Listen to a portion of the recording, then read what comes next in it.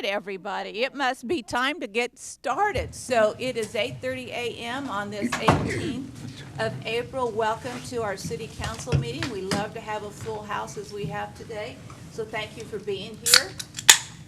We will start with our chaplain prayer and our police chaplain, Art Mavrati. How do you say it? Mavrod. Got close. Got the first three right. Yes, Thank ma'am. you for being here. Good to be here. Would you bow your heads as I pray? In the scriptures, you have said that citizens ought to obey the governing authorities, since you have established those very authorities to promote peace and order and justice. Therefore, I pray for our mayor, for the various levels of city officials, and in particular for the assembled council. I'm asking that you would graciously grant them wisdom to govern amid the conflicting interests and issues of our times, a sense of the welfare and true needs of our people, a keen thirst for justice and rightness, confidence in what is good and fitting, the ability to work together in harmony even when there is honest disagreement, personal peace in their lives and joy in their task. I pray for the agenda set before them today. Please give an assurance of what would please you and what would benefit those who live and work in and around our beloved city of San Angelo. It is in your most blessed name I pray. Amen. Today we have Mrs. Fluitt's fourth grade class to lead us in the pledges. Third grade? Third grade. Well, so my notes are wrong. Well, welcome third class. We're glad you're here. Does anyone want to come more forward and speak into the microphone?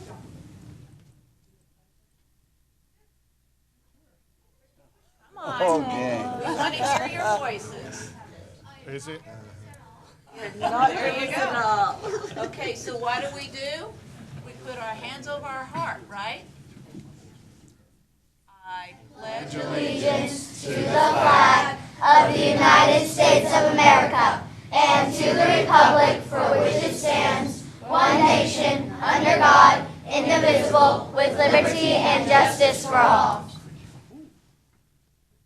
Under the Texas flag, I pledge allegiance to thee, Texas, one state under God, one and indivisible. I think we need to have you.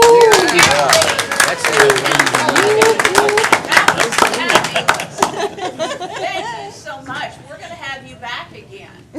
Y'all want a picture? Well, I'll come down. We're going to do it. They're coming all out. They're all right. The mayor will take care of that. Go get in the front so they can see you. They knew all the words. Hello. Let me see. It's adorable. I'm gonna raise the roof on that. They were definitely gonna show us up that they knew the Pledge of Allegiance. Good morning, Lucy. Oh, good morning, Larry. Thanks for letting them. Hey, Larry. The mic's on, Larry. Mic's on.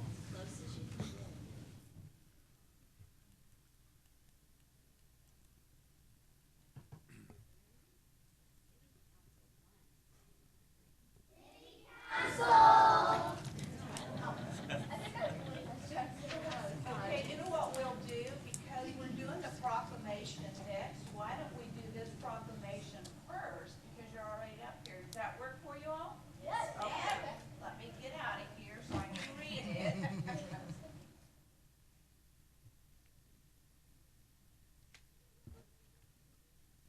Okay. The first Earth Day was held on April 22nd, 1970, when San Francisco activist John McConnell and Wisconsin Senator Gaylord Nelson asked Americans to join in a grassroots demonstration supporting environmental challenges. At that time, President Richard Nixon led the nation in creating the Environmental Protection Agency. Now, 53 years later, more than 1 billion people in 193 countries participate in Earth Day activities each year, making it the largest civic observance in the world. Earth Day is an annual celebration that honors the achievements of the environmental movement and raises awareness of the need to protect Earth's natural resources. Today, we honor Fort Concho Elementary student Cash Coy, who has acted boldly and believes in investing in our planet and creating a sustainable environment. Keep San Angelo Beautiful continues its mission and duty to create awareness and persuade businesses, governments, and citizens in our community of the need to invest in our planet to improve our environment for future generations. Therefore, I, Brenda Gunter, Mayor of the City of San Angelo, Texas, on behalf of the City Council, do hereby proclaim April 22nd, 2023 as Earth Day and encourage all residents to use this day to celebrate the earth and commit to the stewardship of the environment. Together, we can make the earth a safer and healthier place to live.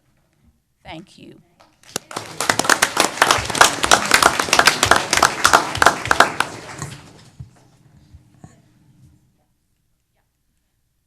So we want to thank Cash for his bold action to invite us to his classroom today, and for the presence of Ms. Flewitt's third grade class from Fort Concho Elementary. In honor of Earth Day, which is Saturday the 22nd, it's a perfect time to remind everybody of their commitment to restoration and sustainability of not only the planet, but of San Angelo. So at Keep San Angelo Beautiful, we'd like to remind you of three things. One, get outside. If you need to go to the KOA and take a walk, if you need to go to the beach at the lake, if you need to go mosey on down the river, we have beautiful, beautiful places in our community that will lead you right into number 2, which is choose to be litter free. It's hard to believe in 2023 people still throw things outside of their car windows, and that people keep things in the back of their truck that could fly out and not cover their loads. So number 2, please choose to be litter free. And then number 3, we'd like to invite you to join us and volunteer with Keep San Angelo Beautiful. We have several events all throughout the year. May 6th is our hazardous waste event. We'd love for you to drive through and drop off some paints, some chemicals, some oil. If you've got shredded documents, we'll take those. And if you have a little bit of extra effort, we'd love to see you in October on the 14th at our fall sweep. This past year, we had over 400 participants. So lots of opportunities to get out in the community and make a difference right here. And we're so excited that these students, who are all KSAB Junior Ambassadors, who took a pledge to never litter, to recycle when they can, these are the reasons we do what we do. It's their future, it's their city, and we want to make sure that we leave it bright and beautiful for them. So that's all I have. Cash, did you want to talk a little bit? Okay, here you go, sir. Good morning. My name is Cash Coy, and I'm a third grader at Fort Concho Elementary. The main reason I wanted to talk to you today is, in case you didn't know, the 22nd of April is Earth Day. It is an annual celebration since 1970. Millions of people get together and talk about why it's important to protect our Earth.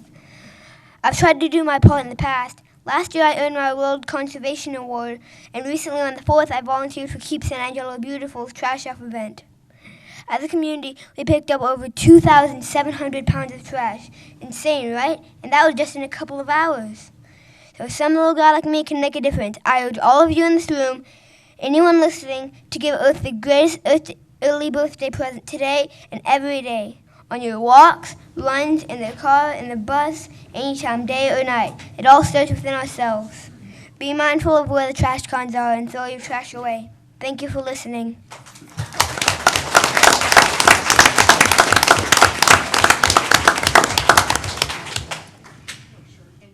Do we have any other little messages?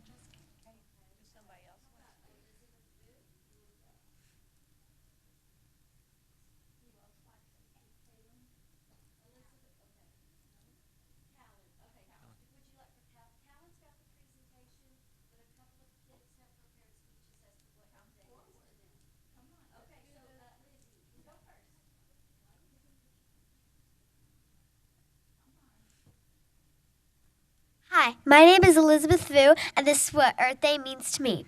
To me, Earth Day is great for the environment. I wish that Earth Day is every day. Earth Day saves trees, nature, plus a million things in our world. Earth Day keeps our world a healthy and a better place. Earth Day also keeps our planet more beautiful. When we plant trees, flowers, and gardens, you're saving the environment, and I love that. To me, the most important thing about Earth Day is the changing of lives and improving of lives, especially here in San Angelo. So keep San Angelo beautiful.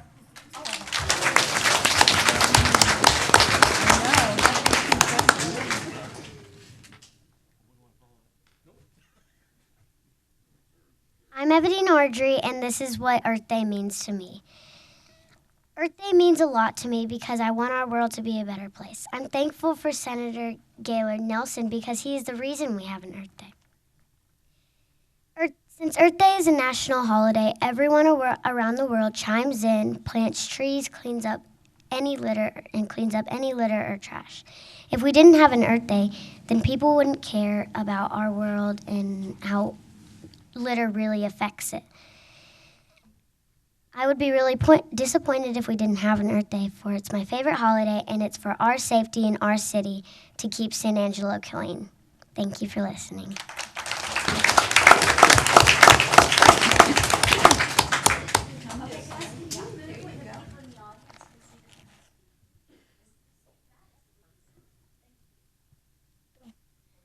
April 22nd is Earth. Who are you?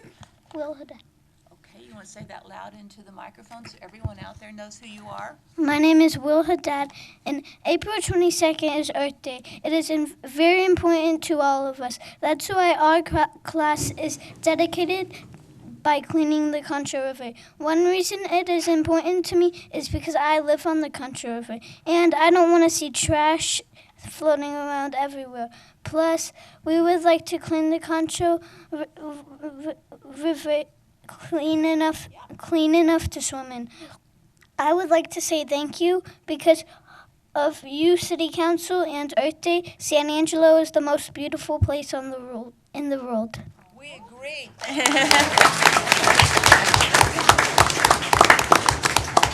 Who else is going to speak? Come on.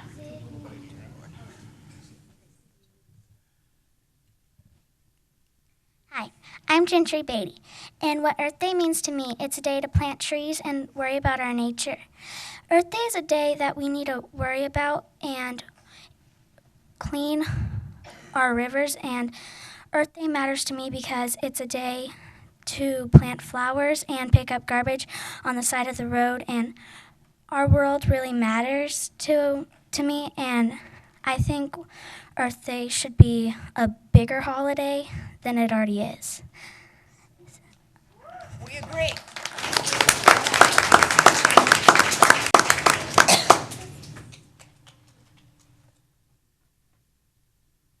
Hi, my name is Sydney Brantley, and this is what Earth Day means to me. To me, Earth Day is a chance to give back to Mother Earth, because every day the trees filter the air and give fruit. We wouldn't have apples, pears, and oranges if we didn't have trees. And to give back to our soil, to grow crops and flowers and make the Texas ground beautiful, if you know what I mean. I think that Earth Day is a day to change the world, literally change the world. And maybe it's just you or your whole neighborhood, but whoever you are, you can make a difference. Earth Day is important to me, my class, and my school. What does Earth Day mean to you here in San Angelo? Good question.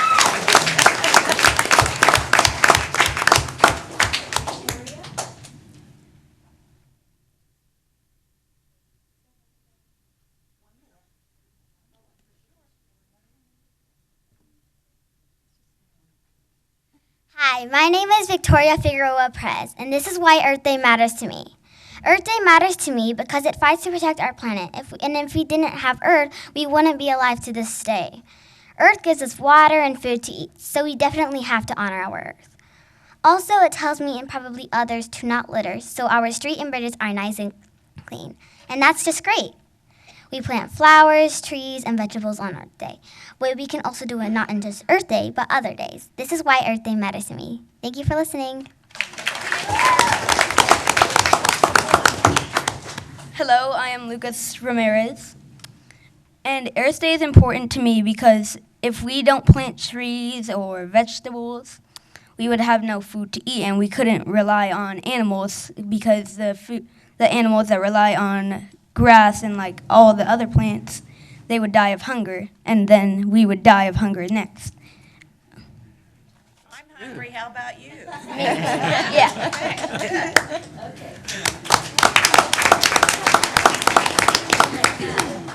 Okay, so Callan Matthews has prepared a presentation.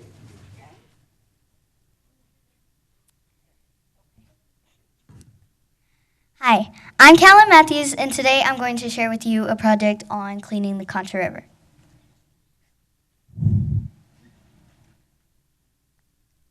Here's some questions for you. How many of you have ever been on the banks of the Contra River? Would you ever swim in it?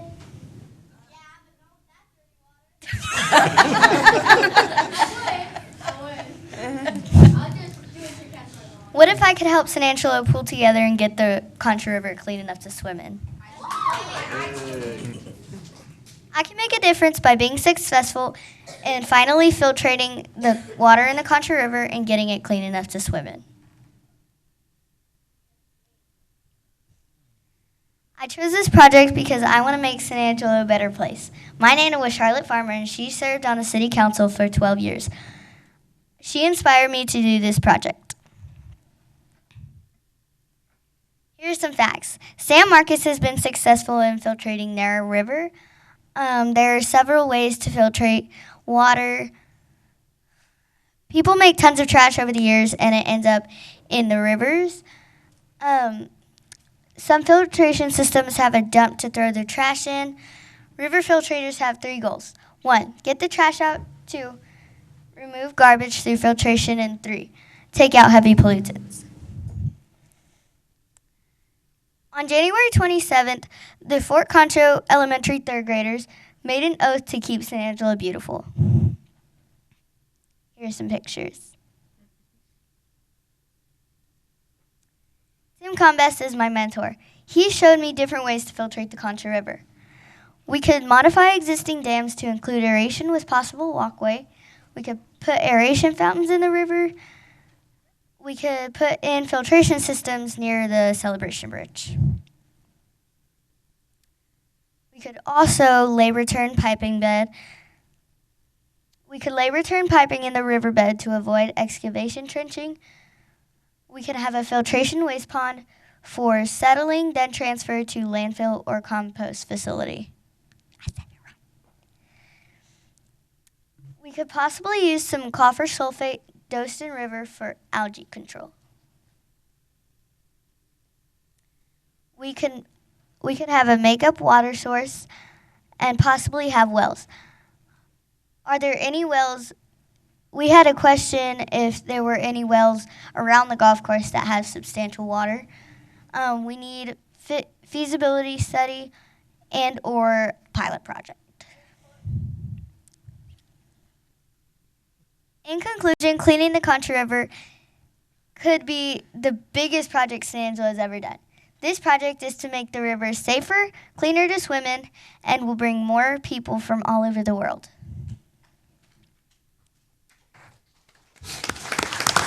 Thank you for listening.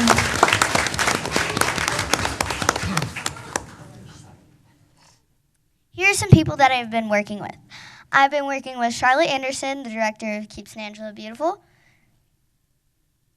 Turner Doggett from SK Engineering. We've been working with the TGC Upper Colorado River Authority.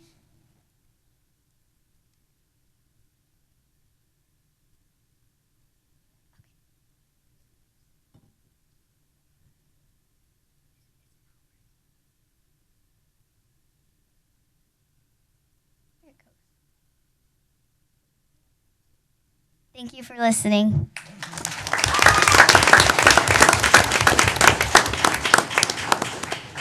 We hope with your presentation today and all of your wonderful comments that you've put a lot of guilt into everybody's life, okay? So we can all start making a difference.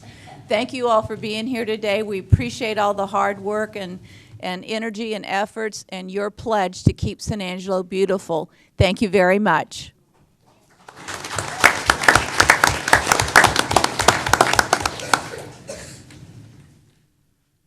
Oh, I've got another. One more, Mayor. One more. Rick, I hope you were listening there.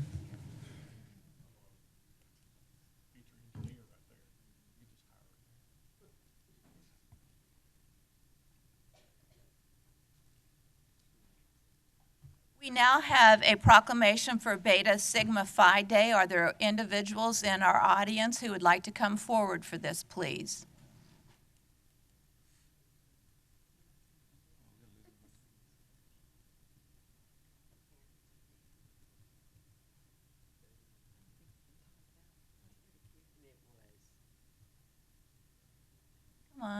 Come on up.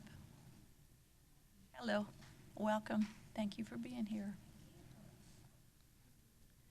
The month of April is a fitting time to honor Beta Sigma Phi, the world's largest Greek letter women's service, cultural, and social organization with 6 chapters in San Angelo.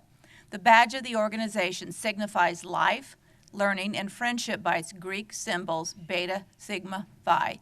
Today we recognize San Angelo Beta Sigma Phi for the charitable work to our community. These women have raised thousands of dollars and donated thousands of volunteer hours to local charitable organizations.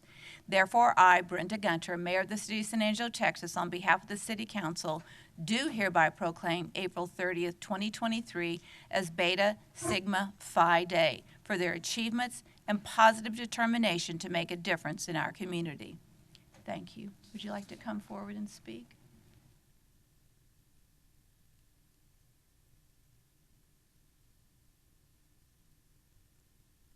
Well, the proclamation pretty much says it all. We are an international organization of women who get together to have social service and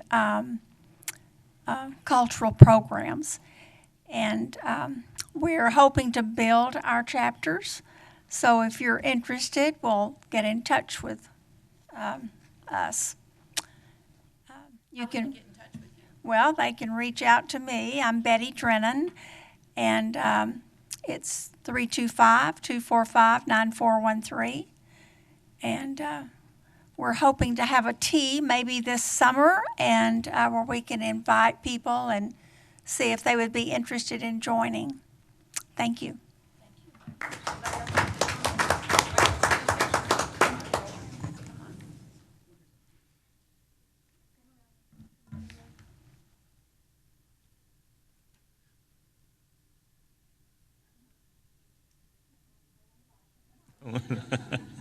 Whatever.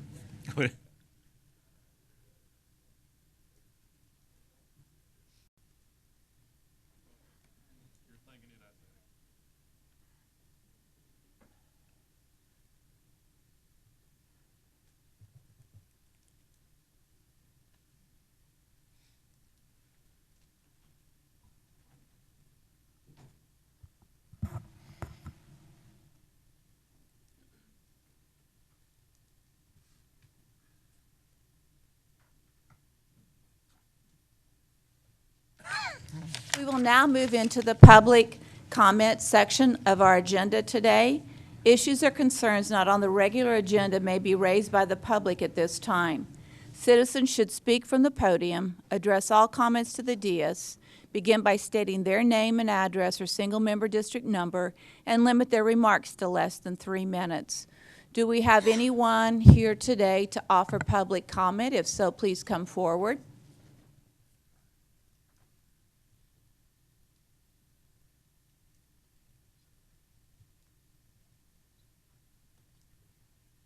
My name is Brian Bilsma. I'm a retired San Angelo police officer, retired in 2019. I live in single-member District 1 down on Crestwood Drive. I prefer not to give my address.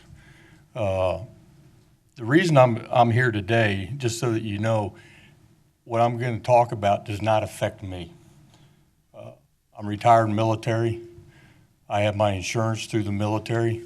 I do have some insurance through the city. but not the one that I'm mainly talking about. The one I'd like to address is the insurance, the health insurance. The city of San Angelo in 2000 voted, the council at that time voted to do away with the health insurance for employees when they retire. I have been told that they didn't completely do away with it, that they turned around. Any employee has the option of being able to buy in, but they have to pay it 100%. The 100% is just financially unstable for a city employee. And it doesn't matter whether he's a police officer, a firefighter, or he's mainly a ditch digger within the city because of the cost. For a retiree only, it's $586 a month at 100%. I've been talking to my councilman, sending questions, and Brian Kendrick has been answering them. I understand what Brian's saying. I don't agree with it. In 2009, they had a discussion in the minutes that talked about a 3-tier system concerning the insurance. And the HR director at that time put an email out when somebody questioned it or asked about it and said that the retirees did in fact have insurance upon retiring. And then she actually said, passed the word. Since then, people have been retiring and they come to find out that they don't have access to the insurance. I believe that as a city employee, if they're loyal enough to the city for 20 plus years and has gone through everything that they had to do in order to be able to be eligible to retire, I believe that the city should have the loyalty to them and allow them to be able to have the option of buying into an insurance at a lower reduced rate, whether it's what the retirees pay that retired or that were hired before 2000, would be equal to it. I don't know what the numbers are. I know Michael Dane has been involved in some of that in the past. But to give the employee an option to be able to buy into the insurance at a reduced rate is up to you ladies and gentlemen up there. I know the city staff does a lot of recommending, but it's up to the city council, and I think the city council owes it to their employees when they get ready to retire. When I first got hired, what I used to always hear. You need to wrap up your comment, Okay, please. I'm getting ready to. What I used to always hear is that the older officers would say, we get paid a low amount, but because of the benefits, we accept that. Well, since then, the city has taken away most of the benefits. Thank you very much. Thank you. Any further public comment today? Mayor, I'd like to make a comment. Yes. As the ADA coordinator who was appointed last week, I'd like to give an update to the public on all the things the city has been doing recently. I've come to realize that not everybody knows these things just because we do them. We actually need to tell them we do them sometimes. So in the past couple of weeks, last week we sent out 234 self-assessment documents to 78 different staff members who manage programs or services with the city of San Angelo. These are evaluating things such as effective communication, general accessibility, the department web pages, the city website, ticketing, general administrative requirements of the ADA, and then some specialized forms for police emergency management, and whether or not we have sidewalk or curb ramp kinds of programs. These were due back yesterday, so anybody that didn't get it back to me, I'll be calling them today to check on them to make sure they're okay. And then I'm going to compile that information. We'll provide it to the task force and have some conversations with them. And ultimately, that information will be coming back to you guys as a report, as well as to the public. Last week, we also trained 70 frontline staff members, as well as a few managers who jumped into those trainings. Daniel and both assistant city managers were trained, and 17 directors or assistant directors on ADA etiquette and the ADA's requirements. We haven't started the facilities assessment yet, and that's because we're going to be doing that with a consultant who we will hire that utilizing a $700,000 grant we have received for that purpose. We have to work through that grant process, which takes a bit, but that project is coming. We also have an item on the agenda today regarding additional funding for that, but we can talk about that later. Brian, with the assistance of staff such as Carl and Sid, created a web page that lists all of our accessible city facilities. We update this page as more information becomes available. We hope to have maps and a lot of different information on there. There's a quick link to that page at costatx.us/ADA that will take you there. There are 41 different facilities listed that people can explore. You can have drop downs to limit your search of those facilities based on whether the facility is fully accessible or has limited accessibility, as well as by the kind of program you're looking for. So if you're looking for an accessible playground, you can do the drop downs for that and it'll list all of those playgrounds for you. We're updating web pages with forms to include language for informing the public they can request alternative formats. They can do that without us putting it on the web page, but to have more transparency about what we offer, we're putting that. All of our public meetings now should have agendas that are in large print, and we're working on getting information that we hand out to the public, either just on that people can pick up as they come into our offices, to have large print documents available. We're using the American Council of the Blind large print guidelines to create those documents. We are very close to executing that contract with the provider who will improve the overall functionality of our website. It'll identify things such as broken links, which has been kind of a nightmare the last couple of weeks as we've been making some modifications to our website, as well as identifying accessibility issues for us so that we don't have to go page by page, link by link, looking for those things.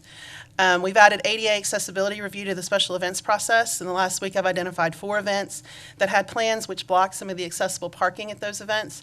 We turned that information back. All of those events made corrections, and those events are going forward without a problem. The events area is one of those areas I would like the accessibility committee to talk with me about a little more about what kind of things we can look for. We have an accessible entrance to City Hall by the Circle Drive, and that door has been locked since I came here, and Daniel and I had a conversation about why is that door locked. It was initially locked for safety concerns, but if you come in the front door of the building, you can access all parts of City Hall that you can access if you come in that back door. So there was no point in keeping it locked. All it did was made people who needed that entrance have to go through the extra step of ringing the bell and waiting to have that door unlocked. So that's no longer locked. We've revised the guidance on parking lot permits to comply with the ADA. That doesn't require an ordinance change. It's already part of our code. So we are going to now be including permits whenever somebody's restriping a lot, which is the kind of work that's required under the ADA to look at upgrading those facilities. We're reviewing all of our policies and incentive programs to see if there are ways that we are either limiting access to people so we can change that, or if there are ways we can promote a more accessible San Angelo through our funding mechanisms. And some of those conversations will probably be coming to you. And then I've had conversations with Rodeo, SAPAC, as well as our own civic events folks regarding ticketing. There is some new guidance that came out, and there's some portions of that guidance that I think are going to make it a little more difficult for people who need those accessible seats to get those accessible seats. But if the Department of Justice is telling us to make those changes, we're going to look at making those changes. And Sid's committed to having new ticketing rules in place by our big events this summer. I would just ask the public, when you are purchasing tickets for events, that you don't try to purchase those tickets that are accessible seating unless you absolutely need them. So people who do need them can get those seats. So that's all. Thank you. Thank you. Anybody else like to offer public comment? I just want to make one comment. If anyone, and if the public has received an email from me about Publishers Clearinghouse, I did not send it. Be very clear. I did not send it. I had a couple people come into my restaurant on Monday and ask if I sent them an email about Publishers Clearinghouse. I did not, I have not, and will not. So just to be clear. All right, with that, Lucy sent it, that's who I thought. we will move into our consent agenda. Lucy, do you have an item you'd like to pull? Yes, I'd like to pull F, please. F. Karen? No, ma'am. Thank you. Larry? No, ma'am. Tommy? No, ma'am. Tom? No, ma'am. Harry? No, ma'am. May I have a motion for approval of all the consent agenda items with the exception of F? Motion to approve with the exception of F. Karen made the motion. Second. Second by Lucy. Any public comment on any of the items on the consent agenda? Seeing none, hearing none, we'll take a vote. All those in favor, say aye. Aye. Motion passes 7-0. Item F, consider a resolution of support of the city's application for the TxDOT Transportation Alternatives Set-Aside Grant in conjunction with the RICS Ricks Drive Pedestrian Improvements Project, and authorizing the city manager to negotiate and execute all related documents. Patrick, you're on. Good morning, Mayor and Council. This is one of three exciting grant opportunities that the city's trying to take advantage of. The Ricks Drive project has been on our list of priorities for several years now, just waiting for that perfect opportunity to find the funding in order to do it. What this particular project is, it is an accessible pathway from Holloman Elementary, and we're going to go all the way to Gregory, over to the Family Dollar, and then down to Paul Ann Church. So it really provides a connective pathway through that whole Paul Ann area to get those children to the school and the church, and even a little bit of shopping safely and efficiently. Can you explain, this says resolution, so talk about the process. So it's simply a resolution. What's the time frame of it being told whether we will or we won't get it? What's the chances of us getting it? Just go a little more into what these resolutions mean. Absolutely. So the city proposed or put in a preliminary application to TxDOT for this project and the other two, and we're approved to move on to the next phase, which is a detailed application. As part of that detailed application, we have to have a resolution of support from our governing body, so from City Council, on this. I know Lucy's been very adamant about trying to get this sidewalk in her district for a while now, and she's absolutely right. There is a need there. You can see it if you could go down there and see that pathway that's been beaten into the earth there. So as part of that detailed application, community letters of support, partnerships with different entities, and so are all part of that application process. What this is, it's an 80-20 match grant that we're looking at. So the total project is a little over $1 million. So we'll put up just shy of that, $200,000 in order to get that sidewalk done. But that's a big opportunity to get something that's necessary that we, quite frankly, don't have the funding for any other way. So we're excited about that opportunity. The award should be announced probably in October, is kind of what TxDOT's anticipating. So we'll know by that time if we've gotten there. We should have a good feel moving through there. Typically in these grants, there is communication going back and forth between us and the granting agency. So we'll have a good idea of moving into that if we're going to be a good applicant for this grant. Just want to make sure everybody understands there's no funding for it right now. This is very competitive, all of these, so it's not just F, it's all three of these resolutions that we have submitted. It's very competitive. Every city in the state of Texas is going to be applying for the same thing that we are, resolutions to support their projects. But we think we have some really needed, great projects, and hope TxDOT looks at them with the same passion and need that we believe our city has for these. Lucy? Yes, I just wanted to thank you for the presentation, and I wanted the constituents to know what we were looking at and what we're trying to do and how we're going to submit for this grant.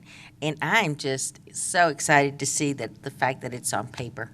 Now, I mean, we've just been talking, but now we're starting point, and so I'm really excited about that. Thank you so much for taking the time to do that. You're welcome. Any other questions for Patrick? Okay. I move to approve. A motion for approval. Do I have a second? Second by Larry. Public comment concerning this resolution item. Seeing none, hearing none, we'll take a vote. All those in favor say aye. Aye. Motion passes 7-0. Thank you. Thanks. We will now move into our regular agenda. Comments regarding items on the regular agenda may be made by the public when each item is discussed as outlined above. Applicants, proponents, and appellants are exempt from this time limit above and instead must limit their remarks to less than 5 minutes. Item A is a presentation of the Downtown San Angelo, Inc. biannual report, and we have Monica Ramos and Dale Velasquez here to present today. Thank you, Mayor and Council, for the opportunity to let you know what's been happening with Downtown San Angelo and your support. I'm going to turn it over to Monica. Thank you, Dell. Good morning, Council. Good morning, Mayor. I'd like for y'all to take a close look at our first slide here. We have a collage of historic photos. This was done intentionally as a reminder that next month is Historic Preservation Month. So you will see us back in May with our proclamation as we do each year. Downtown San Angelo is a strong support system for historic preservation, economic development, and revitalization of downtown. We are one of 90 cities that are a part of the Texas Main Street program, and this program is also on a national scale across 44 states. We're proud to uphold our Main Street accreditation, which shows our exemplary performance across all 4 points of the Main Street approach, which is design, organization, economic development, and promotion. We submit quarterly reports to Main Street, and this helps us identify the needs of our community, record our accomplishments, track and record changes, and it also helps us improve our programming. One of the most important reports that we submit to them is our reinvestment report. Reinvestment is an measure of economic impact, and so what we see here for our first quarter that we've accumulated, January through March, we are already at $1,161,760, making our current overall total $281,494,592 of economic impact.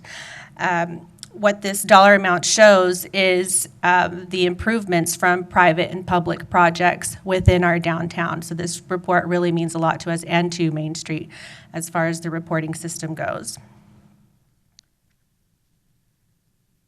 On a local scale, we also have a reporting system of our mixed beverage and sales tax report. This helps us track our growth and kind of look forward to our future. Overall, what we see here is a positive increase. I will note that for 2023, the first quarter, that is not a complete first quarter impact, and this is due to March numbers not being due until April 20th. But I wanted to go ahead and show it because it does already show a gradual increase from 2022 and 2021. So once those numbers are submitted, we're hoping that that will even out across the board and be a plus for us. Do you have any questions on this report? But just to be There's a lot of clear, when you information. look at 2023 first quarter, that is not the total numbers. So you're Correct. reflecting a decrease, but you don't have March numbers in there. That's correct. Okay. I'm going to skip past this slide. We'll come back to it since we're on our reporting. I'll move into our tiers projects for the South. The total that has been approved at this point is $199,141 for 3 projects, 213 to 215 South Chadburn. Is undergoing interior improvements with secondary ingress and sprinkler to prepare the property for either sale or current use. 109 South Chadburn is undergoing facade improvements as well as safety features. And I will note that there is a tenant at the bottom, which we hope will be opening its doors soon, and the top floor is empty, and that one will receive a little extra love as well. 402 West Beauregard. This one is currently in progress of construction and rehabilitation. This is going to be the Angoria Boutique Hotel. So I think this hotel will look really nice and be an added feature to Beauregard Avenue. It's not, talk about it being called a boutique hotel. So boutique hotel means that it's going to have different hotel rooms, hotel space. It's going to be a different design from a normal hotel that you would see. And so we're really excited about this. There's going to be a patio up front with a pool undergoing some really great renovations. So we're really looking forward to this one. It's a prominent location, so. Oh, most definitely. That's great. All right, my favorite reporting to give is about new businesses. We love to see new businesses in downtown. At this point, we have 9 new businesses as compared to last year's overall total of 11 new businesses. We're already almost there, and we're barely here in April. So I imagine that we'll see more come along throughout the end of the year. We have a couple of boutiques, the Barcade, We're glad to have Grigsby's Boutique relocate and move to downtown, as well as number 3, the Buffalo Soldier Art Gallery is complete and open as a venue and art space. We declared 123 North Chaburn as the worst facility building in all of downtown. It was the biggest eyesore, so. Oh, yes, it was very it's great. dilapidated. So the work that has been done on this building has been phenomenal, and we're glad to see it renovated and up and going and doors open and available to the public. They're even holding painting classes, a lot of different activities that are being held at this art gallery. Yet. They just got approval for an awning, and they've applied for TIERS funds for that, as well as they're going to be putting in a mural on the building, on the side of the building. So, Talk about number 9, Wandering Mind Brew Company. So Wandering Mind, Hard to say, isn't it? Wandering Mind Brewery.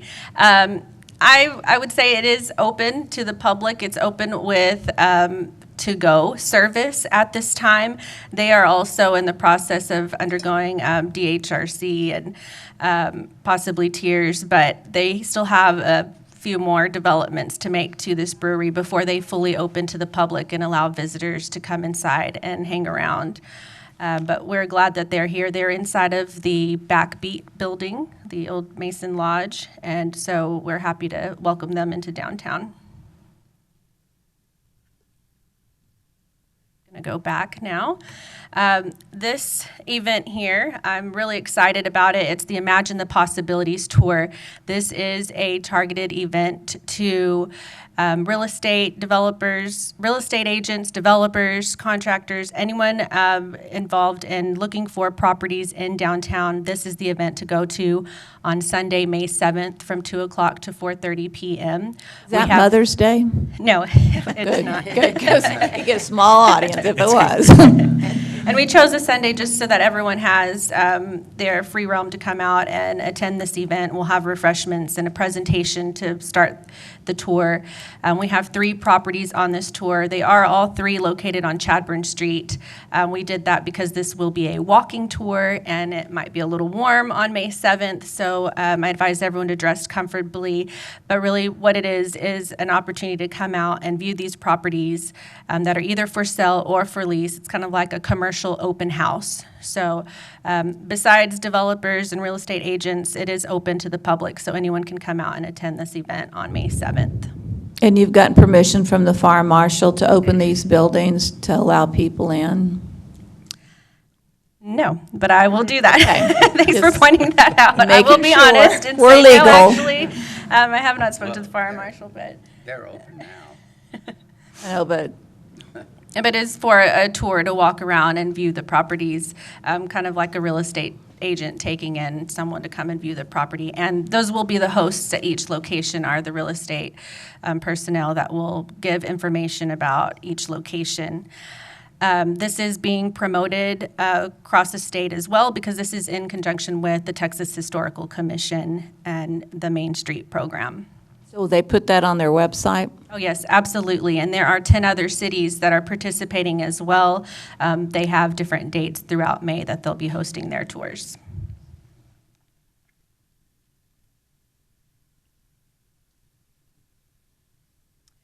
Our 7th annual Brews, Use, and Barbecue event. Huge success as always. As you see here on the map, we had 40 adult teams that came in from across the state as well as New Mexico to compete in our barbecue competition. We had 16 youth entries in our Kids Q competition, and that ranged from ages 6 to 15. We had 44 craft vendors, food vendors, and local breweries, as well as entertainment, local entertainment by Shinola, Billy Dan Langley's one-man blues band, Grupo Animal, and also one of our former interns, Kyler Dean. They all rocked the stage, as well as Roxanne Belly Dance Group and Angelo Express Athletics. So they really brought some excitement to the event. What I'd like to announce, which we're really excited about, is that our region director let us know that we have maintained a good status to become a state qualifying barbecue cook-off.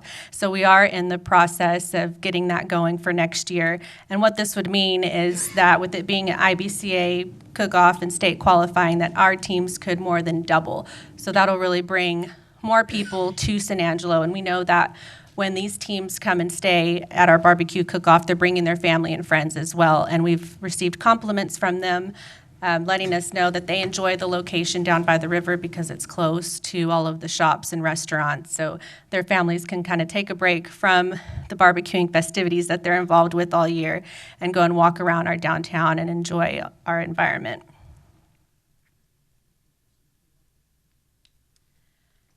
On our marketing and promotions updates, our Sheep Spectacular continues to do well with 132 total sheep sponsored. In this photo shown here, it might be a little difficult to see, but this is an Airbnb on David Street. We received compliments from the owner that received positive feedback from guests that were staying in his Airbnb. They mentioned how much they loved the decor, especially the San Angelo local decor. And so those photos hanging on the wall are of our Sheep Spectacular. Our historic downtown magazine, just a little bit of history on the magazine. It began 10 years ago in a partnership with Downtown San Angelo and the Standard Times. It was later then passed on over to Grace Media as the publisher. Grace Media moved to Euless, Texas, and just like any other long-distance relationship, communication became a little bit difficult, so Downtown San Angelo decided to make a change, and what we did is we decided to do what we know best, and that's go local. So we have Media Advantage taking over the publishing part and editorial part of our magazine, and we're very confident in Media Advantage as they're a highly professional and creative media agency. So we believe that no doubt that they're going to be able to produce the content that fits our mission and our needs for this magazine. We do have our latest issue with the covers shown here of the Lady in Blue that will be out at least within the next couple of weeks. We'll see that distributed out to businesses across downtown, across San Angelo, hotels, and places of high traffic.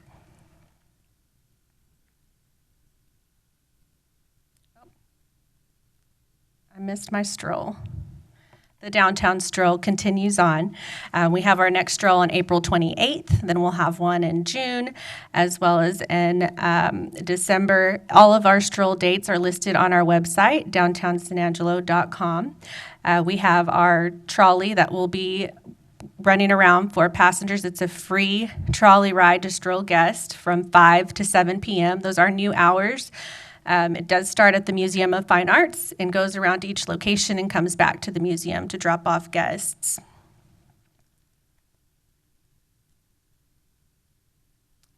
We've had a few event partnerships going, and the United States Air Force Band of the West came to visit San Angelo, and this was their clarinet quartet that came to the Museum of Fine Arts. This really speaks a lot because they travel over 125,000 miles across the U.S., so them coming to San Angelo meant a lot to us, and the importance that we were able to help them out, help with their promotions, and bring them to San Angelo really stands out.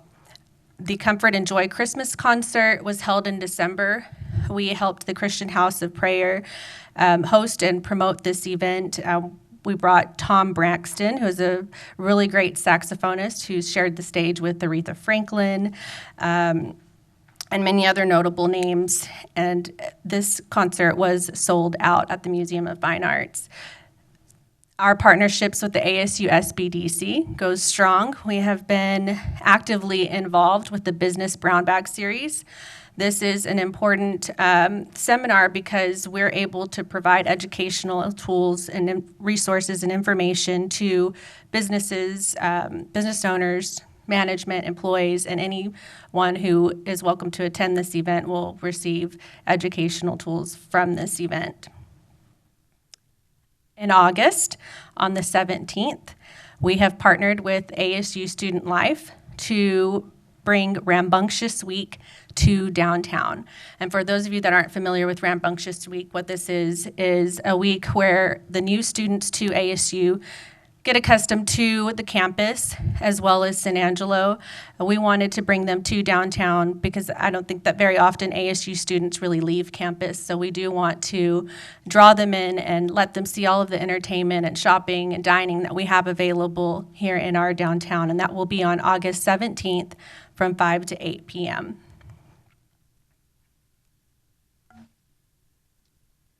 And before I go into this slide here, we actually have a couple more that I didn't list. We've also partnered with Old Central Firehouse to host a Mother's Day outing. It's Mother's Day Mosey. That will be on May 11th. This is a day to celebrate all the moms out there and give them some free treats and refreshments from 5 to 8 p.m. A notable event as well is the Santa Rita Oil Well #1's 100th anniversary. That is coming up on May 28th as far as the actual anniversary date. Downtown will be hosting an event on Saturday, May 27th with the Railway Museum of San Angelo. We'll have a vintage car show and food vendors. The Railway Museum will be providing historic tours, giving facts about the Santa Rita oil well, and then on Sunday, May 28th, the Chicken Farm Arts Center will be hosting various activities on the actual anniversary date. So that will be a weekend to celebrate, again, the Santa Rita oil well #1's 100th anniversary. The Star Spangled Banner Concert and Fireworks Show, everyone save the date. It is happening and coming on Monday, July 3rd. We are very excited about this event because we always bring an elaborate fireworks display. We will have other organizations participating in this event. This is something new that we've brought to the table. The San Angelo Hispanic Heritage Museum and Cultural Center will host a car show at the farmers market. Fort Concho is having a hamburger lunch. There'll be activities along the Bosque and possibly many more to come. So just stay up to date with either our Facebook or our website for updates on the Star Spangled Banner concert. We really enjoy bringing this entertainment to San Angelo.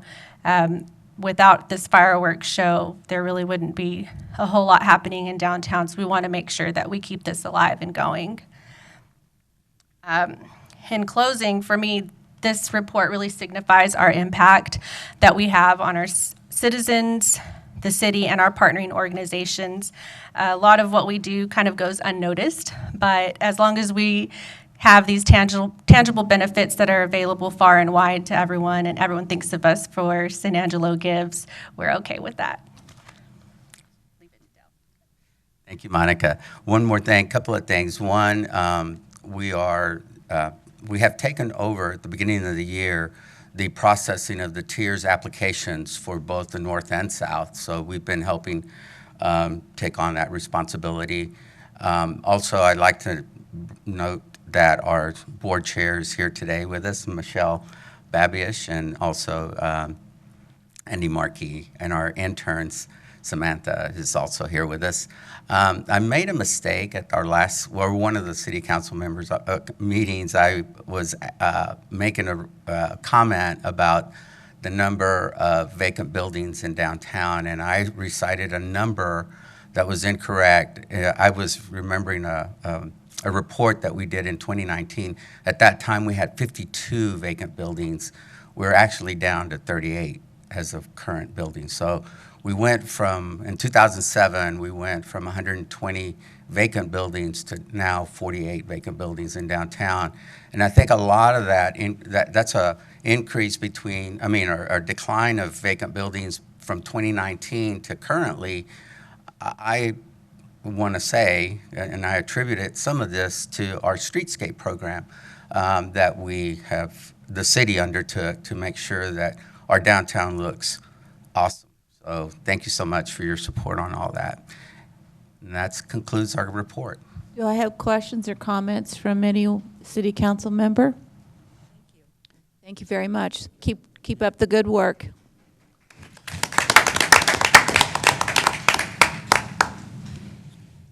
All right, with that, we'll move into item B, consider approving tax increment reinvestment zone tiers incentive funding for 2 private projects in the North Tiers area for the properties located at 802 North Chadbourn and 2901 North Chadbourn, totaling $102,591, and authorizing the city manager to negotiate and execute all related documents. You're on, John. Thank you. John James, Director of Planning and Development Services. I'll skip this slide because we have the same thing later in the presentation, but the first project is 802 North Chadburn. They've requested about $31,000. The recommended funding is $30,971. The only reason for that is the calculation of the match. They're required to do 10% match, and their proposal was 9-point-something%. So we had to shave off about $800 just to make sure they met that match. They are proposing facade improvements, paving, landscaping, outdoor storage, and screening. This is the existing facility. It's called BG's.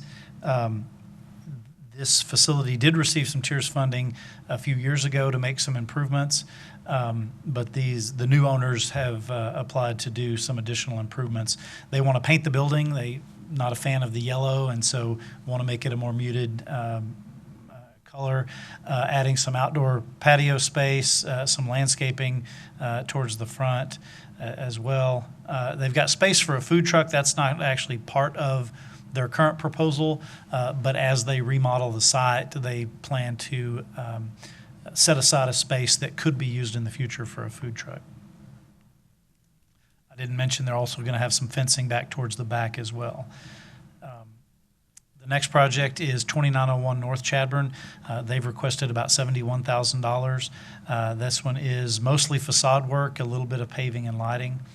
This is a grocery store.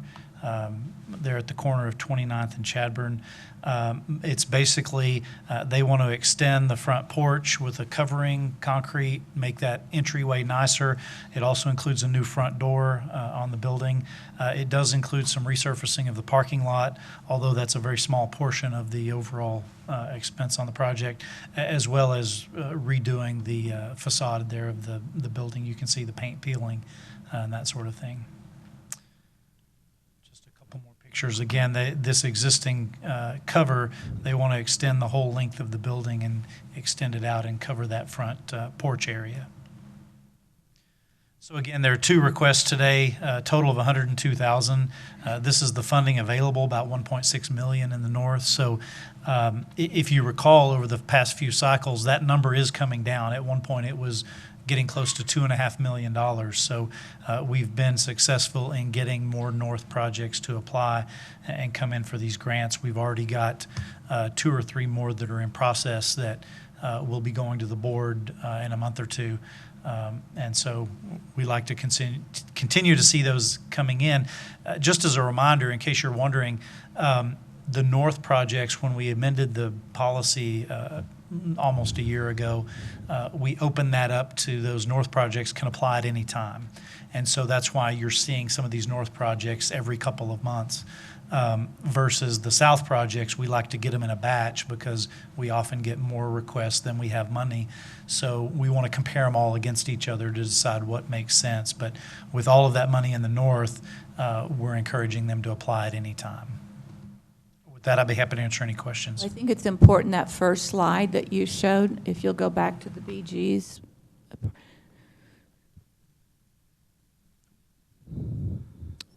There you go. What a big difference landscaping makes. And we had asked for support to invest in the streetscape, landscape on North Chadburn. And of course, we were turned down for that. But you see from this slide how important the streetscape, landscape is in terms of warming it up and improving the overall visual impact on it. So I want to applaud the new owners for the work and what they're doing here. That is, as you come underneath Houston Heart, one of the first businesses that people see as you go into our historic downtown. So I think this is exactly the kind of project that we want to see. And I like the fact that over a 3-month period, almost 3 months, maybe a little less, that over almost $700,000 has been reinvested back into businesses that are going to help drive additional interest in opening up business and improving the existing facades and or the way those businesses look. So I want to thank you, the applicants, if you're here, for these 2 presentations. I think they're smart, they look great, and they will have a great impact, and I appreciate that. Any other questions or comments? Yes, ma'am. Yes. The lady that submitted this one on the 802 actually included some aspects of ADA in terms of parking, but we really don't have a component within the application system that addresses, if you're going to fix up the facade, then you also have to fix it up in terms of the ADA requirements. A couple of them in the past have had relatively small problems that weren't addressed in their application, and here we are, they've been approved. Yeah. Well, and that's a good question. We recently, at actually the last meeting, we talked with the board about coming back to them with some changes. Not quite sure if it requires changes to the policies or just changes to what we, the way we operate the program, but we did talk with them about adding in some ADA related provisions so that, number one, we obviously encourage people to do that and we'll provide funding to do that, but also to add that into the criteria that's considered for projects moving forward. And in fact, similar to the mayor just mentioned, oftentimes when we get people coming in for parking lot improvements, we tell them, well, we're very hesitant to do parking lot improvements without also landscaping to make it look nicer. Similarly, we can start telling people, if you're going to do things to improve your building, we also want to see you do those ADA improvements as well. And that's something that I think in some cases we've had projects in the past where the board has offered them more money. That they ask for $40,000 and the board will say, well, we'll give you $50,000 if you'll do this thing as well. And so I think that's something that even if an applicant comes in not projecting any ADA improvements, we can take a better look at those and say, hey, have you thought about doing these things? And we'll give you the extra money to do that as well. It's not required legally? Well, no, that's a good point, Mayor. If it's required through the remodeling that they're doing, in many cases they have to do that anyway. So I think what we're talking about is cases where they're doing such minor remodeling that they may not be required to do it, that we would encourage them to go ahead and do it anyway. I would just like to agree with the mayor's comments and also with my colleague, Councilman Miller, and with you as well, John. I appreciate that you're acting proactively when you see an opportunity. But I also want to specifically call out how valuable it is for all of us to see design drawings and photographs that help us visualize what is coming forward. It makes all the difference in the world, and I would like to encourage applicants to continue to do that. All right, with that, go ahead. John, I just need to confirm both of these are commercial retail facilities, correct? They are. Yes, that's correct. All right, thank you. With that, may I have a motion for I move to approve, Mayor. Lucy made a motion. Was that Karen? Yes. Seconded. Public comment? Seeing none, we'll take a vote. All those in favor say aye. Aye. Motion passes 7-0. We look forward to seeing the business community improved with these changes. Thank you. Item C, first reading and public hearing of an ordinance to rezone property from the Neighborhood Commercial Zoning District to a planned development, which is PD 23-02, to allow base zoning of general commercial, also allowing a welding shop and outdoor storage being 4.651 acres located at 2025 East Houston Hart Expressway. John, you're on. You. And just so it's clear, the property is actually two pieces of property right there. The initial proposal is they're developing just the northern part, but this zoning does apply to both properties. They are proposing, well, let me talk about the notification first. We did send out notifications, did not receive any in support or in opposition.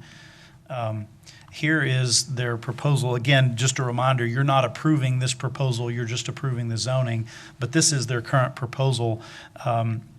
There's some homes over here, and that'll come into play when we talk about the Planning Commission's recommendation. But this part of the property would be mini storage, and then the welding shop portion would be there on the easternmost part. The subject property is designated transitional in our comprehensive plan, which is typically an area between heavier, either industrial or heavier commercial kinds of uses and residential. And so it's intended to be something that helps transition between the two. Oftentimes it can be apartments or lighter type of commercial.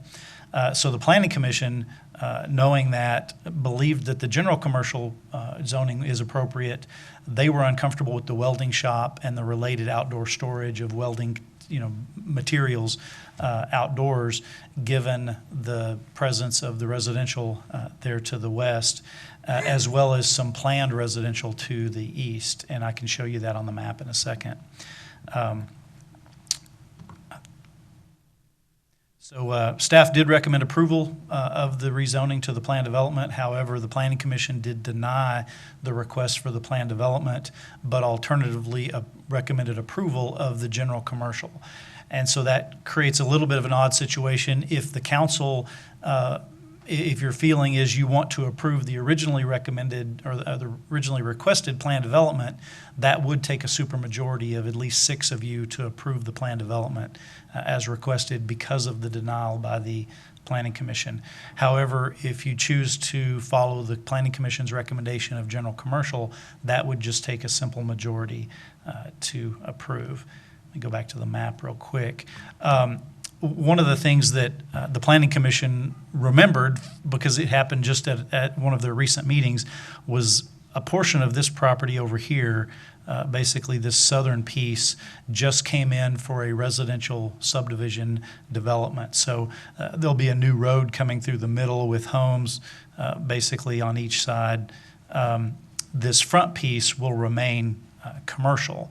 And so, in fact, this property with the welding shop will be next to commercial when that develops. But given all of the homes that would be built here, that was part of the Planning Commission's thinking that this is appropriate for commercial, but really not for something as intense as like a welding shop. When we say as intense as a welding shop, is the welding shop most of the work done in the interior of the building or on the outside? Well, that's a good question. Because that's a big issue. Is. The fact that it's a welding shop shouldn't be at odds. Yeah. It is where the work is done, because everything's about the facade and the look of the building, the business, more than it is just about what they do. I think that's a good point. The plan development that the staff had recommended does require that all of the welding activity be inside the building to help reduce that impact on the surrounding neighborhood. I think the Planning Commission felt that just the appearance of a welding shop, given all of the things that could be stored outdoors, all of the metal and all the things that they would use in the course of their business, just isn't appropriate, both because of the adjacent residential, but also because of this being on the major entryway into town, that something like a welding shop maybe should be tucked away a little more rather than being right there on a major entryway. Question mark is, if you drive Houston Hart right now, what part would you do away with that's already there? I mean, I'm confused what the issue is in terms of, oh my gosh, this is going to be awful. Particularly again, when the front of that is on the frontage is on Houston Hart. Sure. And I can only relay, again, staff originally recommended approval of this. I can only relay what was discussed by the commissioners at the meeting. Let me get to that. I think I got to the recommendation here. It was a vote of 2 in favor and 4 in opposition, so there were a couple of planning commissioners that were supportive.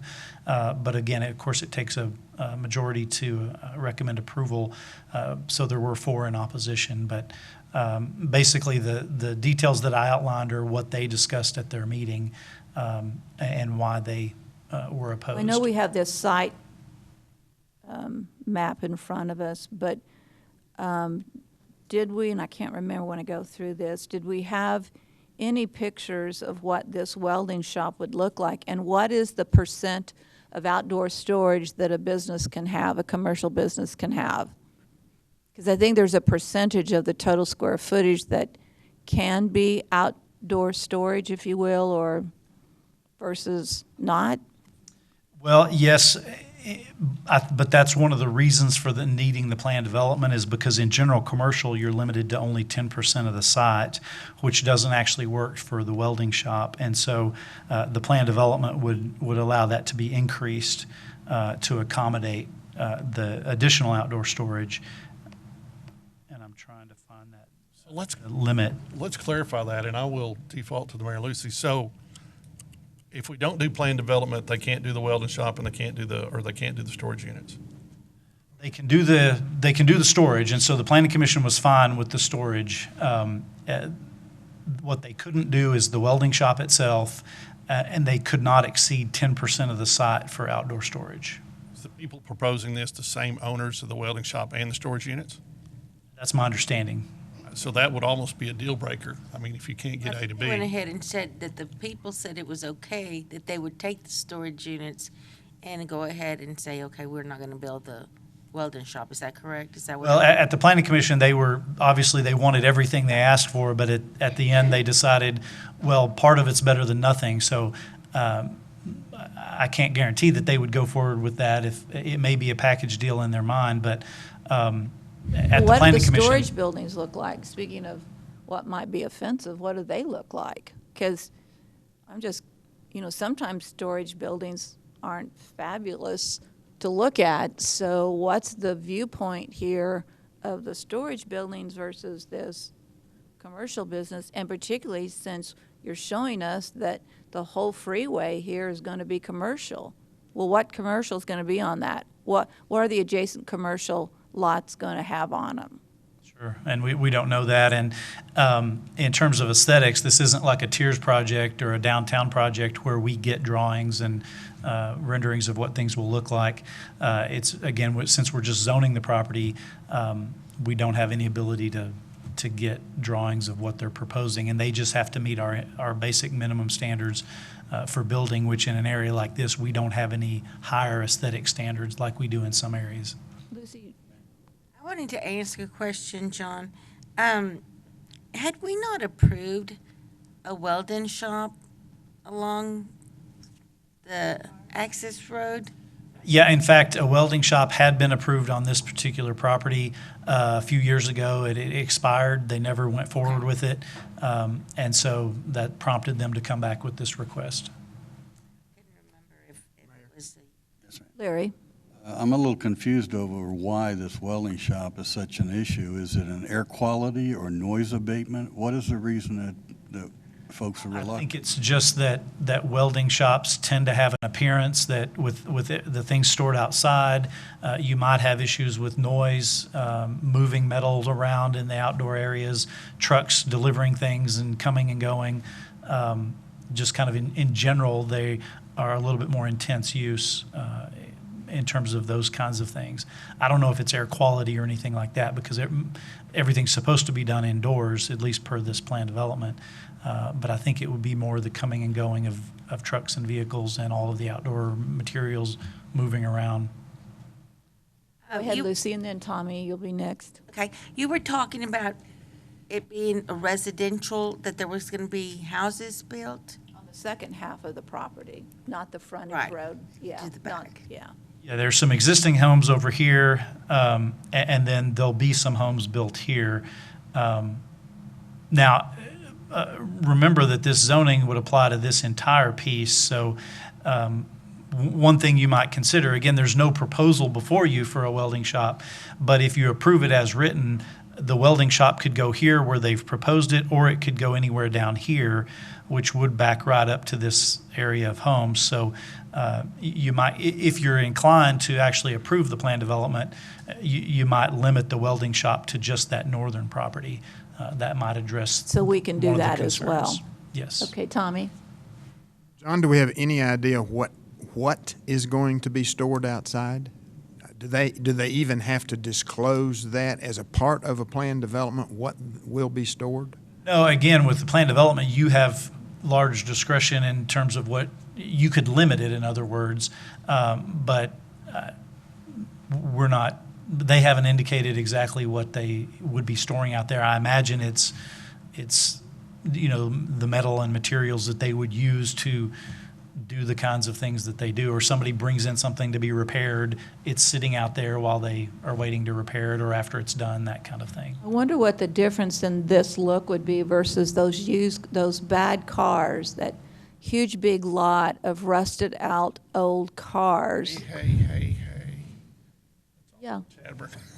It's all No, over she's chapter. talking about the one. I'm right talking there. about Talking on about Houston Hart when Yeah. you come into town from She's talking about there Abilene. on Right, I get it. Ugly. the north side of the road.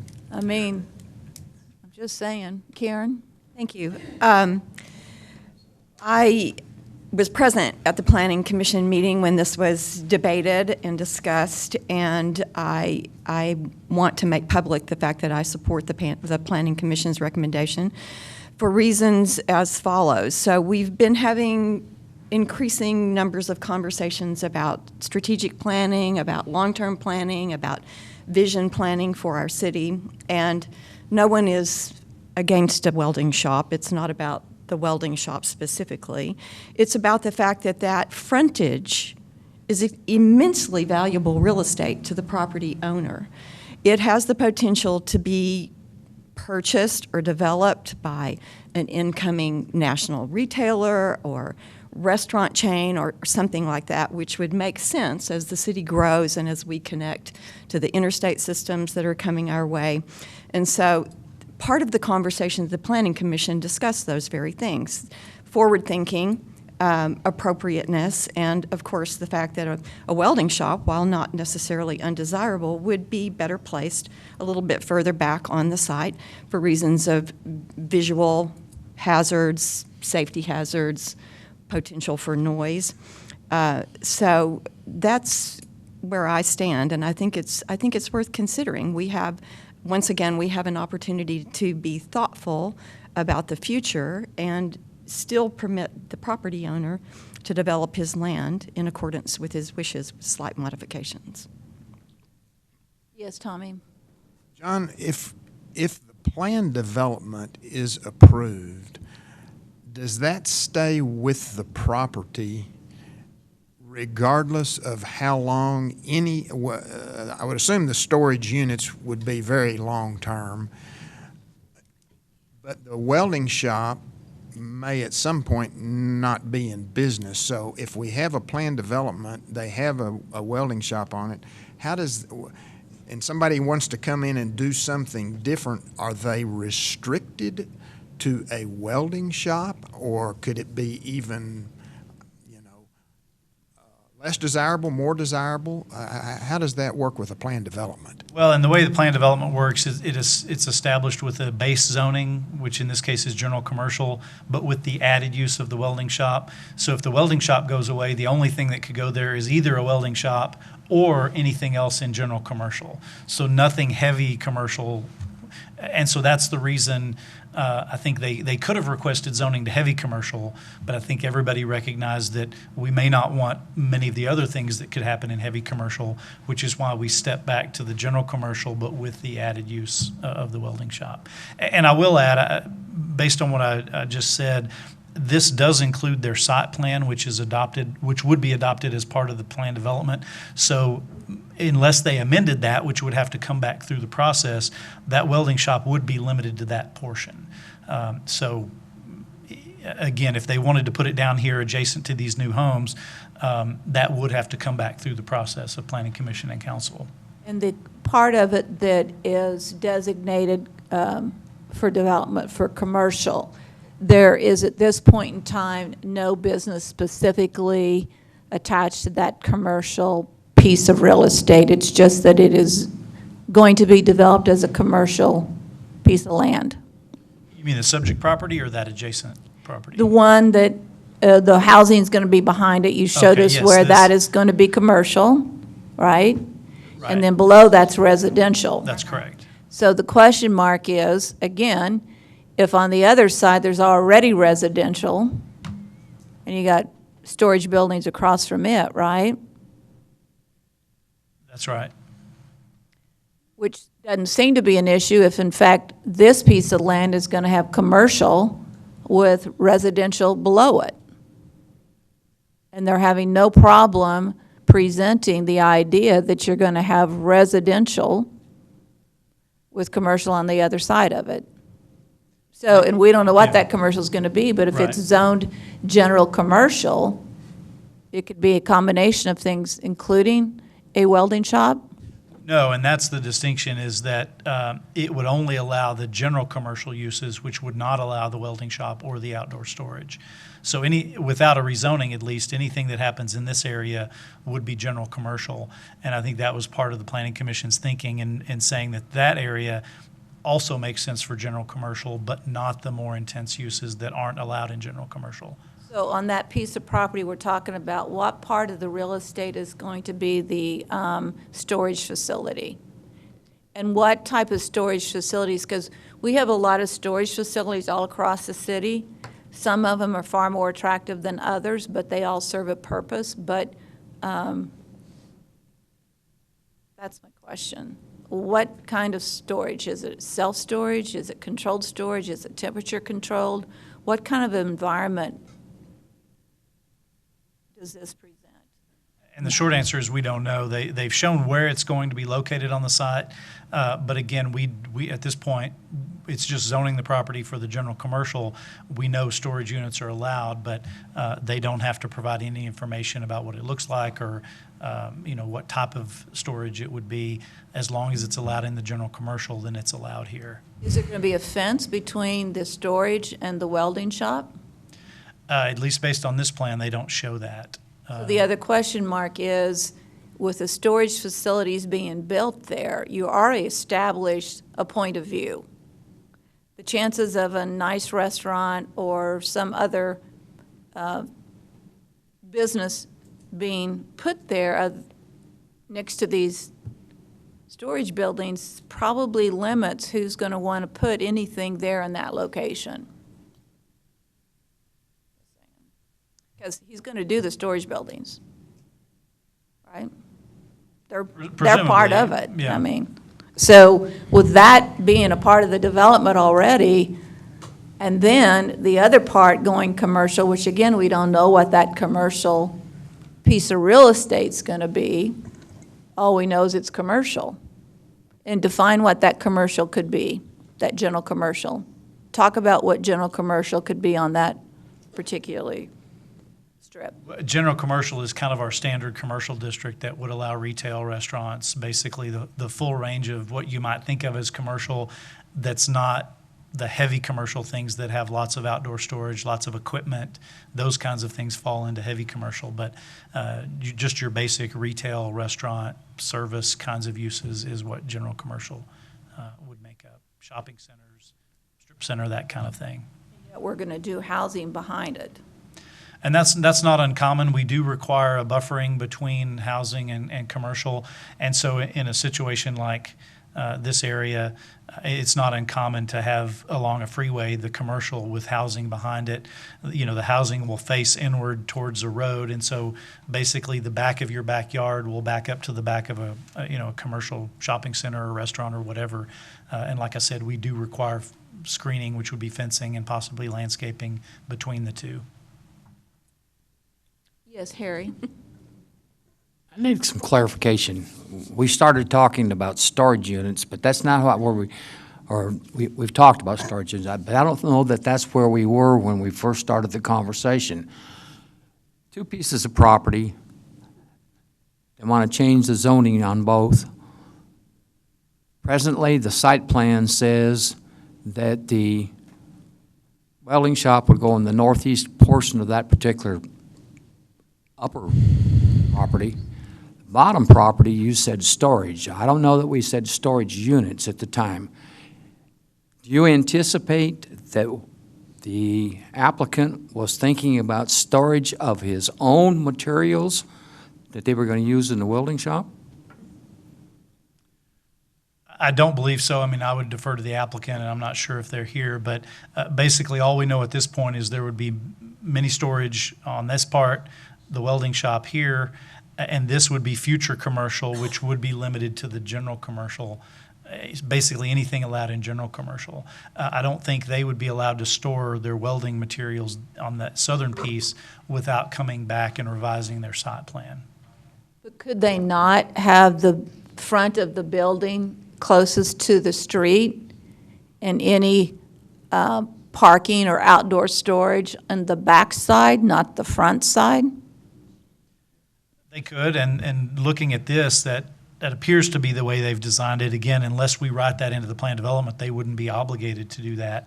But it looks like this is probably their parking and driving area, so my guess is any outdoor storage would be back behind in the back. And I suspect that they intend to fence this property, although there's not a requirement for them to do that. But we could require that. You could.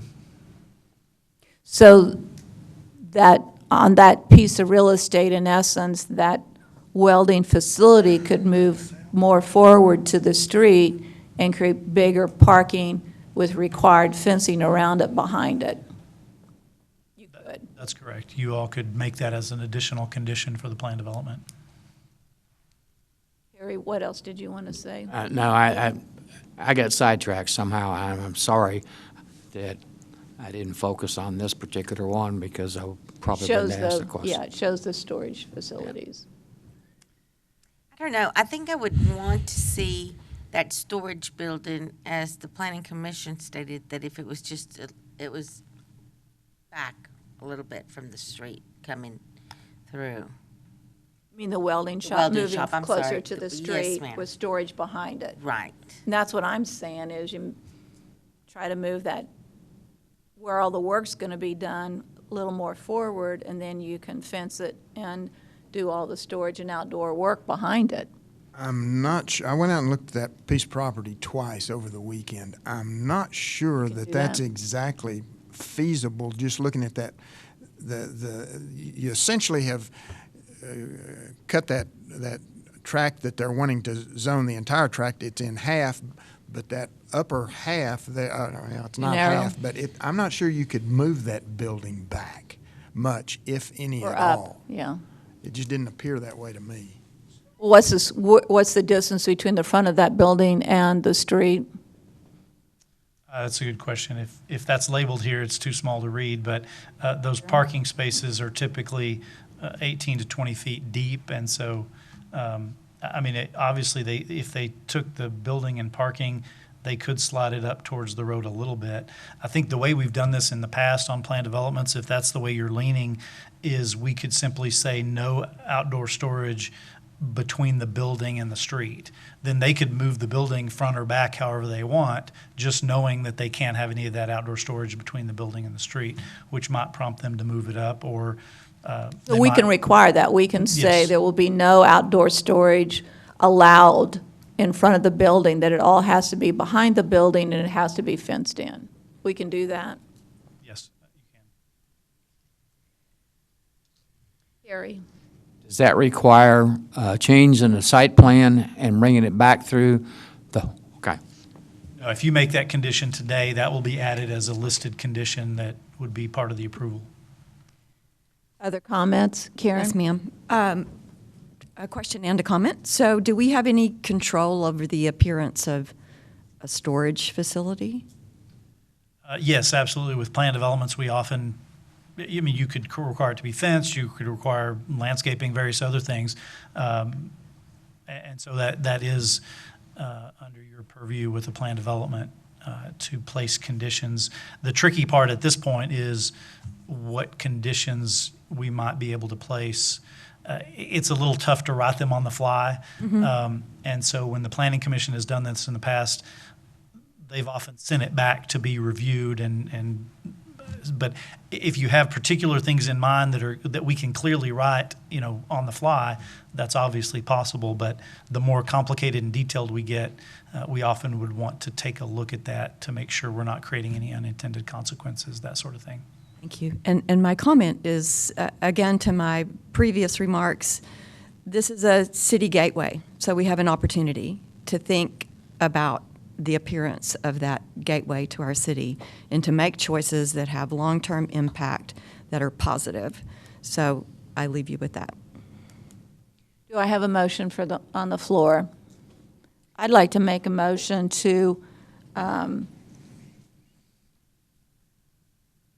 support allowing the welding shop to be allowed with a requirement no outdoor storage in the front, all outdoor storage in the back, and it has to be a fenced storage area. So the visibility and the impact on what it looks like would be dramatically decreased in terms of whether it looks like what we want it to look like. Because the storage facilities are going to be there, and I'm not sure that the visibility and the gateway into the city is impacted by the welding shop any more than the storage buildings, perhaps. But that's a complicated thing I just said, so I added a lot of stuff in that comment. So let me get down to getting rid of the stuff.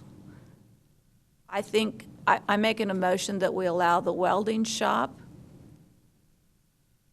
with the requirement that all storage must be behind the facility and fenced in, and storage, limited parking in the front, which is going to be limited anyway, and it has to be fenced and protected.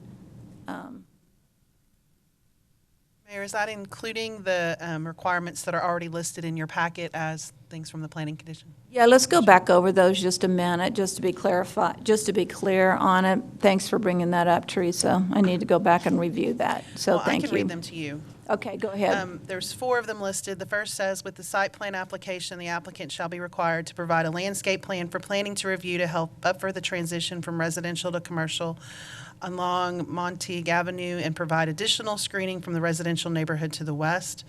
The second one is all new site lighting on the premises shall be shielded, downward admitting, and configured in such a manner as to satisfactorily minimize or eliminate light trespass onto the adjacent residential uses or lands. The third one is no recreational vehicles or mobile homes shall be placed on the premises, nor shall there be any salvage or junk vehicles maintained on the premises. And then the last one is all welding and construction shall be done inside an enclosed building. Pretty much covers what I think I said. I think you added a couple of things regarding parking and where storage can occur on the site, but. I think those things cover it. I don't know. Well, they don't cover the limiting it between the building and the street, which you added, and then they don't necessarily require the fencing, which you added. So I think those are the two Add those additional. two things to that. Are we talking fencing along that east side that would provide a buffer between the potential new residential and the east side of the subject property here? Is that part of the fencing? I think so, definitely, but as I understood it, it would be fencing. Any outdoor storage Right. areas would have to be fenced. Right, okay. Contiguous all the way around. Right.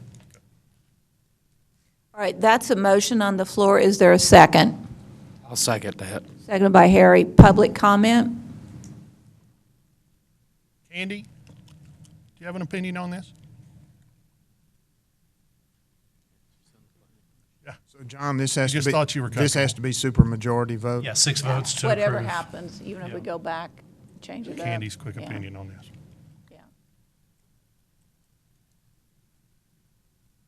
Good morning, Council. Candy Poole. I serve on the Planning Commission. This was the very first Planning Commission meeting that I attended. It was, as you see, a vote of 2 for this and 4 against it. And much of the conversation was the concern about the housing that would be in that lower part of the one on the side. And what I would say is I voted against it because of the housing. And it did not have the fencing requirement. And we were concerned, or I heard concern about the welding shop doing anything outside. So it's all supposed to be contained inside as far as work. The idea of everything being outside storage or their welding equipment or whatever that the mayor just put out as a change to this motion, that it all be in the back and fenced, takes care of some of that concern, I think. But I did vote against that. Thank you, Candy. Any other public comment? All right, so it's going to be a supermajority, so 5 must support it. 6 must support it. Oh, good. All right, so we'll take a vote. Tommy? Aye. Tom? Aye. Harry? Aye. Lucy? Nay. Karen? Nay. And Larry? and Brenda, aye, so it passes 5-2. It doesn't pass because there's 2 nays. So now we go back, and what do we do now? You could either suggest another alternative, add additional conditions to the plan development, or you could take up the Planning Commission's recommendation, which was straight general commercial zoning without the additional provisions for the outdoor storage and welding. I'd make a motion to approve the storage units. That's income producing for the applicant, which obviously would be one of their goals. So I'd make a motion to approve the outdoor storage. I second that. Now, to be clear, you're approving the general commercial zoning for the. Correct. No PD. But with that, those things that you just read? None No, of because those that would only be attached to applicable. the welding shop. Correct. Those were only, you can only place conditions on zoning through a plan development. If you're zoning it straight general commercial, you don't have the ability to place any additional conditions. Okay, and this too has to be a 6-7? No, this can be a Just- simple majority. There's a motion, and now Lucy, you seconded it? Okay, all, public comment, please? No public comment. So, Tommy? Aye. Tom? Aye. Harry? Aye. Lucy? Aye. Karen? No. Larry? Aye. Brenda? Nay. So it's 5-2. So that passes. All right, we'll move on to the next item, which is first reading and public hearing of an ordinance to rezone property from a plan. May I ask, I'm going to stop for a minute before I finish reading that. Obviously, the zoning was there to allow all of that outdoor storage, and I might not be able to talk about this, with all those cars that have, all of those cars that are outdoors, a big area where they're crunching the cars and doing all of that. I think that's all like heavy industrial type zoning on that side of the freeway. But it's on both sides. Yeah, I mean, there's some on both sides, but there's quite a bit of manufacturing and heavy commercial and light and heavy manufacturing in that area. Because the reality is, as long as that's there, I'm not sure anything we're passing is going to even come close to having the negative impact, if you will, as the gateway into the city, because as long as that's there, it's there. It's more on the egress side of the loop than it I is know, on but the incoming. yeah, but you're coming from Abilene or Dallas, Fort Worth, and But we just passed up the opportunity to control that. yeah, we did. There you go. All right, moving on to item D, first reading and public hearing of an ordinance to rezone property from a planned development PD 02-03 to a new planned development PD 23-03, being 9.088 acres located at the southeast corner of Melrose Avenue and Stratford Avenue. John, you're on. Thank you. This is Plan Development Day with all three cases being plan Yeah. development. This was part of a much larger plan development from back in 2002 as part of the development of the Bluffs area in general.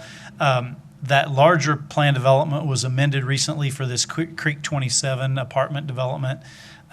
As part of that, it made some changes that now is needing the resulting changes for this property.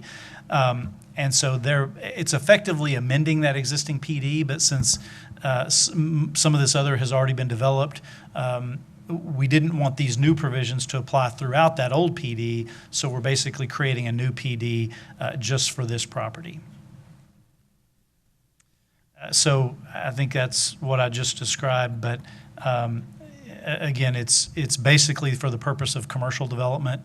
It does continue to include some of the aesthetic requirements for some landscaping and screening that were in the PD back to 2002. So it didn't change that, but it addressed some of the use issues to make sure that they can do on the property what they intend to do.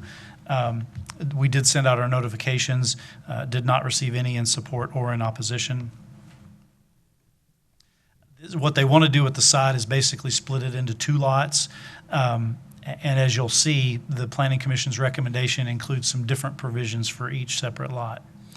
And so here are the proposed conditions. Storage lots would only be allowed on Lot 2. So one of the concerns is a similar concern from the Planning Commission, that this is the freeway and this is Melrose going into the Bluffs. They were concerned a little bit about what storage units might look like in this area, particularly on this major corner at that intersection. And so they wanted the storage units to be limited to the back part of the property and not allowed on the front. It'd still be frontage. Yeah, it still fronts over here. There is some requirements for some landscaping and screening over there to help soften the appearance. And then, of course, if and when something develops on this property, it will help screen the view of those. I think their primary concern was just being at this right at the intersection and keeping that for more retail, restaurant kind of commercial development. As I mentioned, it would require landscaping per an approved urban design review. That would typically be required anyway, but the plan development just ensures that that would be required even if the threshold there is building size. So if they build a building too small, it wouldn't normally trigger that requirement, but this requires it regardless. The same with landscaping between this property and the apartment development adjacent. Again, 4 and 5 are not really necessary with the new sidewalk ordinance. Sidewalks will be required for both of those frontages anyway, but those were required in the prior plan development, so we just carried those requirements over as well. Staff does recommend approval, as did the Planning Commission unanimously. Questions for John? Yes, please. General commercial allows self-storage by right, is that correct? That's correct, yes. So would it be possible to revise the zoning provisions to restrict outdoor storage and self-storage as well to conditional use for GC instead of by right? Yeah, in fact, most cities that I'm familiar with, that's the way they treat it. Ours is a little more permissive and allows those units in general commercial, but that would definitely be something that. Would that address some of the mayor's concerns in the prior case, that sort of? It could, because again, a conditional use would allow you to place conditions on the approval. So each storage warehouse, if that were in the zoning ordinance, each of those would have to come through for a review. An alternative way to deal with that would be through some design review standards as well. You could place fencing, landscaping, building kinds of standards.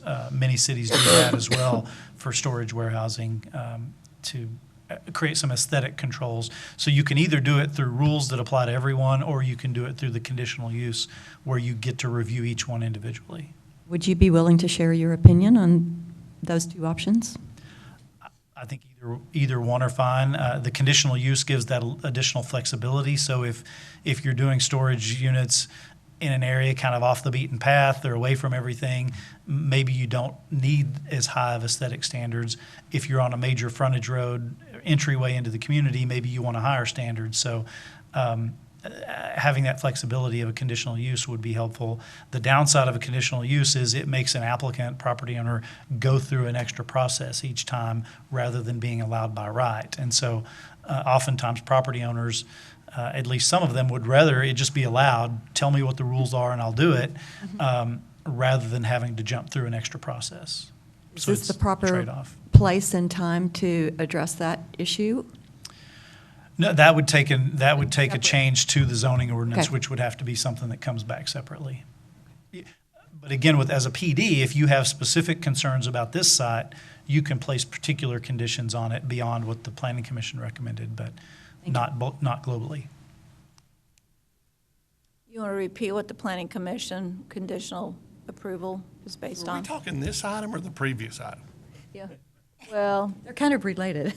it's called storage units. Well, I get it, but I mean, On the there's frontage road. There's only so much you can do with a storage unit. I mean, like the recent ones they put in, they're metal, they're nice trim. They, you know, the ones that I hate are the ones that are 20, 30, 40 years old, and you hope those get dozed down and replaced. And I mean, you know, the people put in that really nice one there on Sherwood Way. Nobody even notices how pretty that one is.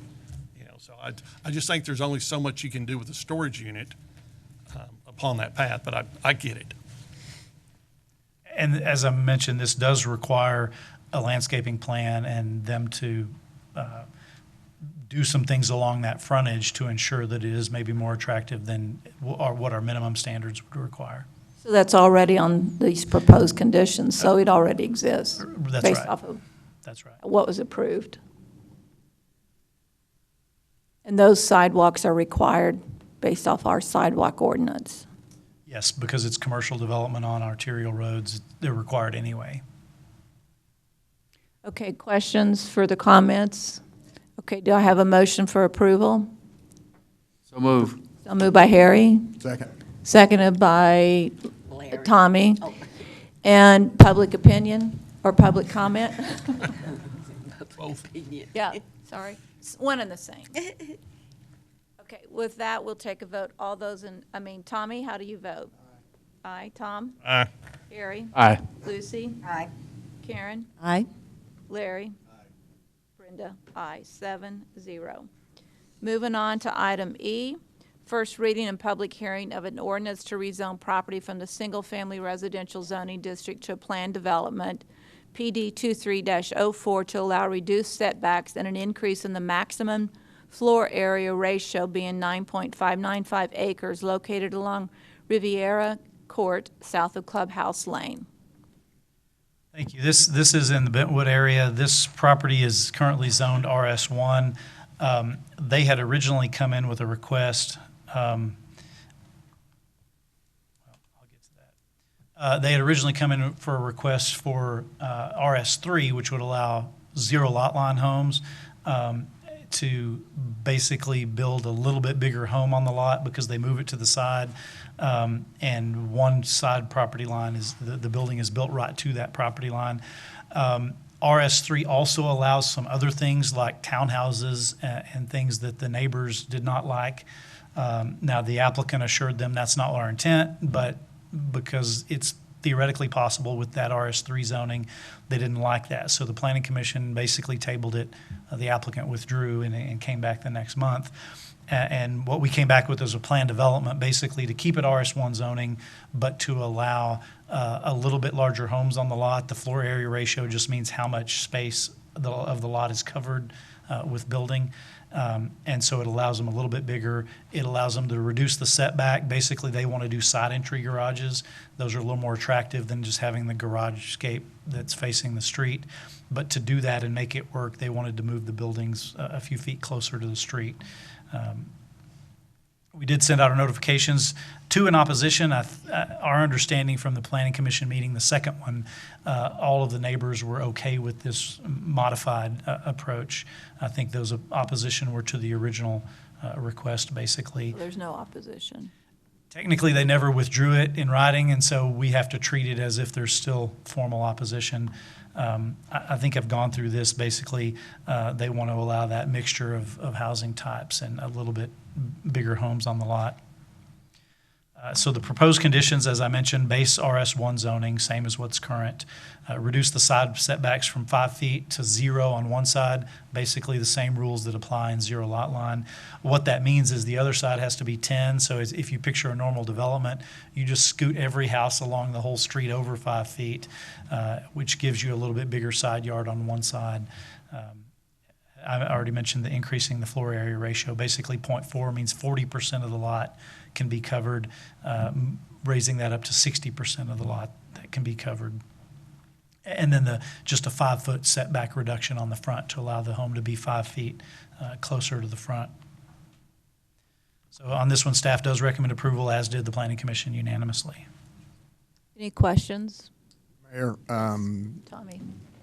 I watched both. I didn't attend, but I watched both February and March Planning Commission meeting. I have had no comments to the second proposal that was discussed at the March Planning Commission meeting.